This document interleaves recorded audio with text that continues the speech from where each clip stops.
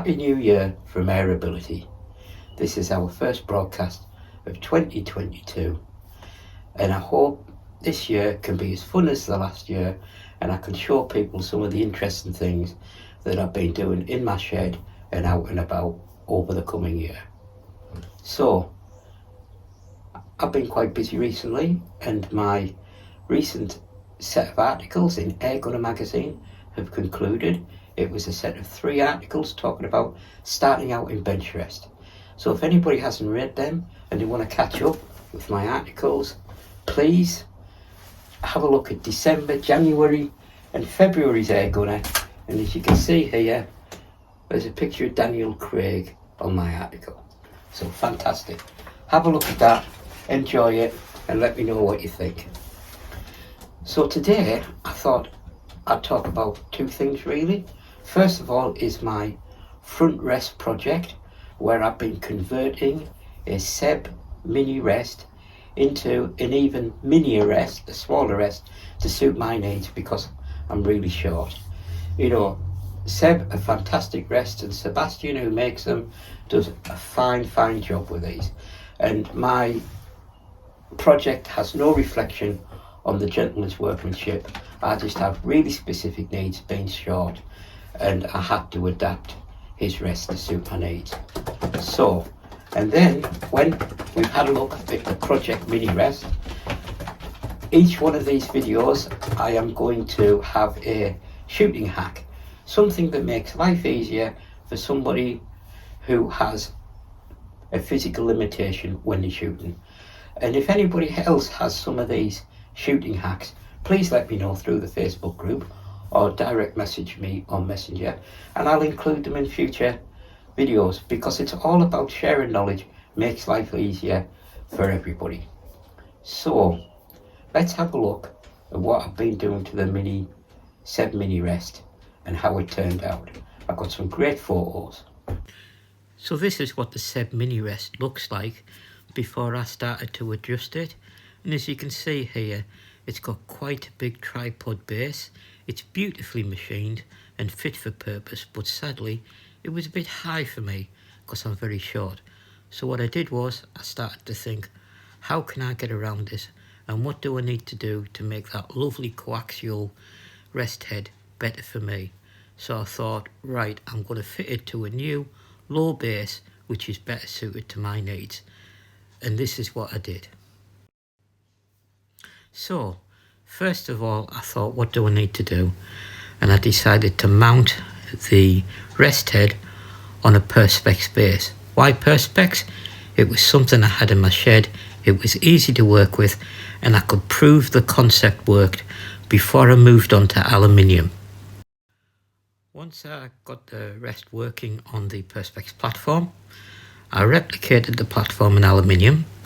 I used some threaded M10 bushes and some threaded M10 speaker hi-fi pins so it has a firm anchor and I can adjust the level and the height when it's on the table. This worked great, very happy with it, and as you can see there I finished it up with a brush finish. At one point I may go back and polish it or even try and round the corners off and things, but at the moment it's working fantastic and I love the outcome, and as you can see here it looks the part. Here's a sneak peek at my next video where I'll be talking about my brand new Anschutz 9015. As you can see, the rest in action, the base is firm, the only thing moving is the rest head and the gun. I shortened the handle on the rest as well because it was a little long and it was nearly touching the grip. Otherwise I'm very happy with the outcome and it stays in place when I leave go. If you can't buy it, build it.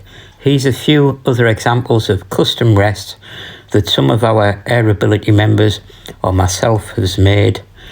And as you can see, they're all fit for purpose and meet the user's requirements. So wasn't that great? And as you can see, I now have a fully functional front bench rest that articulates smoothly. It enables me to shoot quicker, more accurately. I'm very happy with it. and yet it's another one of the areas I was struggling with, and with a bit of thought I've managed to solve the problem and things are a lot better now. How cool is that? That's all you can do. Keep thinking, keep building. If you can't buy it, build it. Brilliant. So I promised you earlier that I would have one of those shooting hacks. Well, here you go.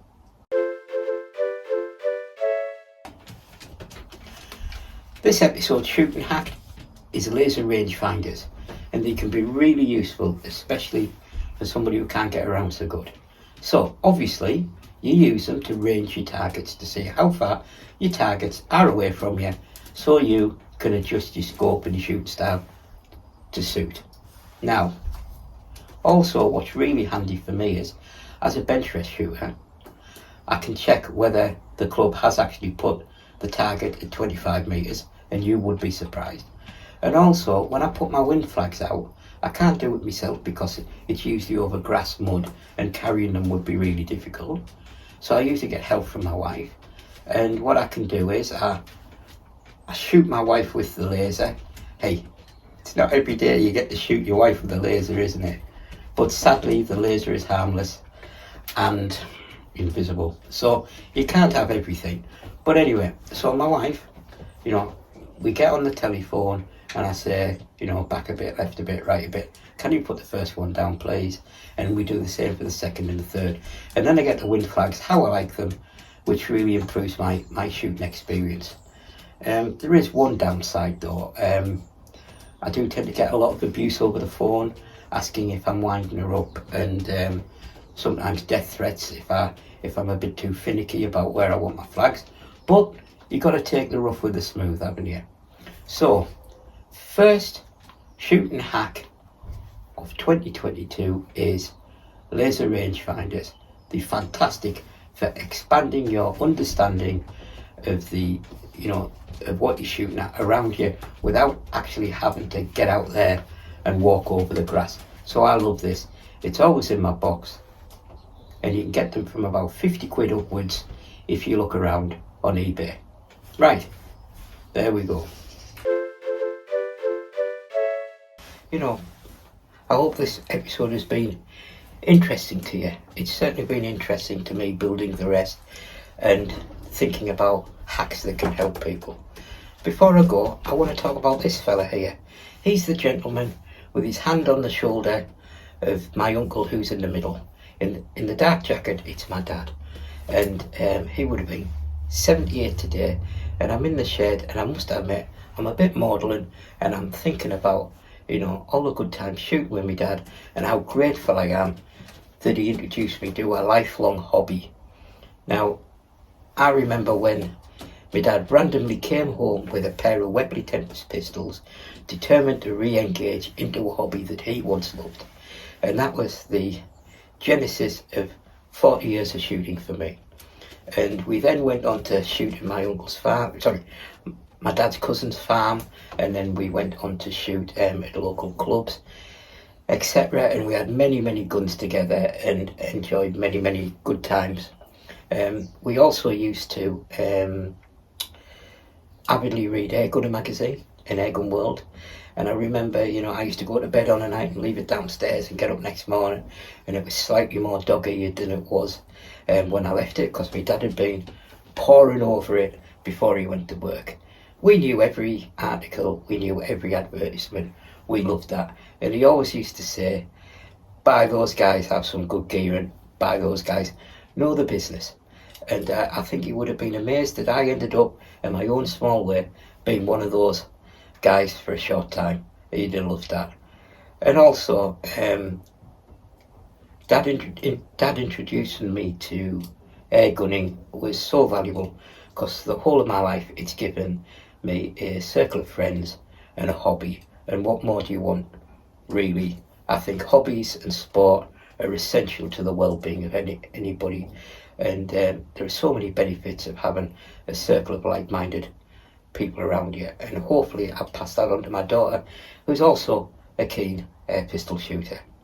So there you go, there's a little story about how I came into airgun shooting. And I must admit, I miss the old fella and I would love him to be in the shed with me today.